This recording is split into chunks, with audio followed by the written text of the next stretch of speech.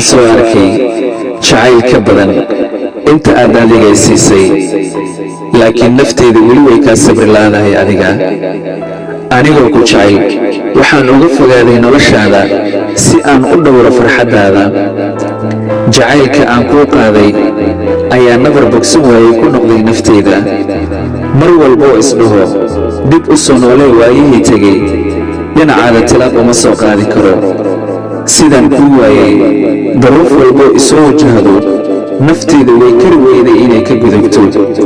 dadkoo idil waxay igu hambalyeeyaan horumarka aan ka gaaro nolosha, laakiin aniga keliya waxa ii muuqda ayaa ah inaan ku waayo adiga.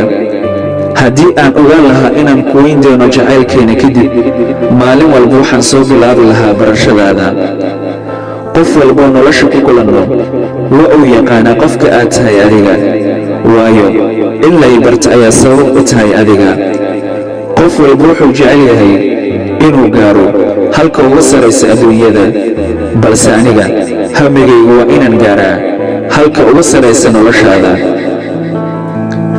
adiga ayaa ahaa jacaylkayga hore, maantana xasuus iyo qiso aan ka sheekeeyo ayuu noqday jacaylka. aad ayay iigu fududahay inaan dhaho dadka kale waan mashquulsanahay, laakiin adiga markaad ila soo hadasho aad ayay u xanuun badan tahay inaan ku dhaho middaa. waxaan ku dhex socdaa roobka si aan loo dareemin inaan ooyayo. maalintaan ku jeclaaday waxaan u haystay inay ahayd farxadda noloshayda, laakiin taas cagsigeeda waxay noqotay farxadda cadow badan aan lahaa aniga.